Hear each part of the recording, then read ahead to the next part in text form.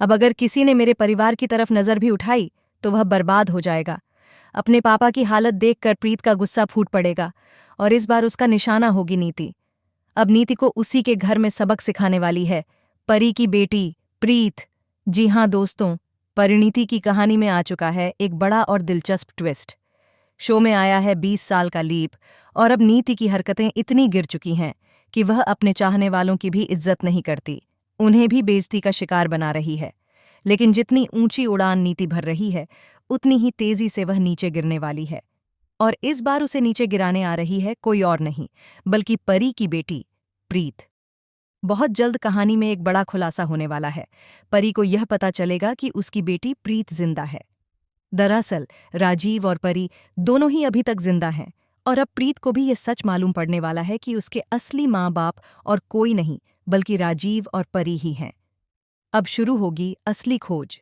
जहां एक तरफ परी अपनी बेटी को ढूंढ रही है, वहीं प्रीत भी अपने असली माँ बाप की तलाश में निकलेगी।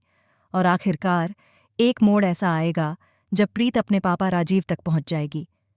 राजीव, जो अब तक लगभग टूट चुका है, प्रीत को देखकर फिर से अपने पैरों पर खड़ा हो जाएगा। अपनी बेटी को सामने देखकर उसे परी की भी याद आएगी और खुशी से उसका दिल भर उठेगा।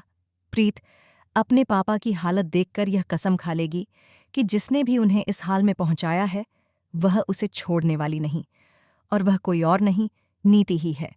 नीति को फिलहाल यह गुमान है कि न तो परी और न ही प्रीत इस दुनिया में है।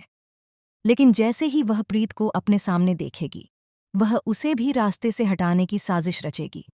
इस बार वह अपनी बेटी निशा को सामने लाकर प्लान करेगी प्रीत को खत्म करने का। लेकिन चाहे वो निशा हो, नीति हो या कोई और, परी की बेटी प्रीत किसी से डरने वाली नहीं है। वह अच्छाई के साथ अच्छा और बुराई के साथ बुरा करने में यकीन रखती है। इस बार प्रीत लौटी है, एक खतरनाक अवतार में।